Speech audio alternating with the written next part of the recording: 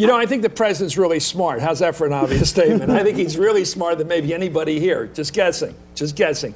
He knew that people wanted to focus on the economy. But he passed this huge stimulus bill, and he waited for it to take effect. And while it was taking effect, that's what he would argue, I think, he pushed his number one goal, which was health care. Was that hubris? Was he dataless? Did he fly too high?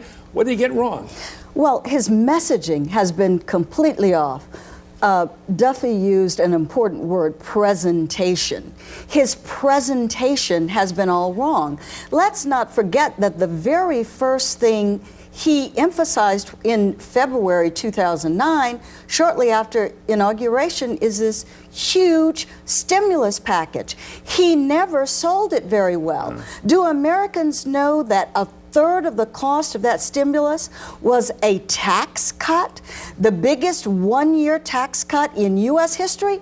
No, they don't. Why didn't he say so? It's an excellent question. He didn't tell that. He's never constructed a narrative. I've seen this in races where Democrats said, you think Jimmy Carter's better. What do you see this Ronald Reagan? You think Frank Moss in Utah's. What do you see Orrin Hatch? It never works because the voters don't like being told they have no choice. If an incumbent says the other guy's worse than me, you're basically telling the voter, don't even bother voting.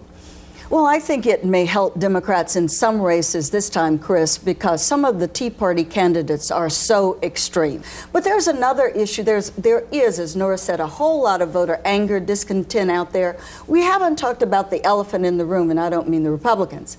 Race, changing demographics, fear of a white minority. Obama's election has suddenly made many white Americans aware of the loss of a white majority. That's what this crazy summer has been all about.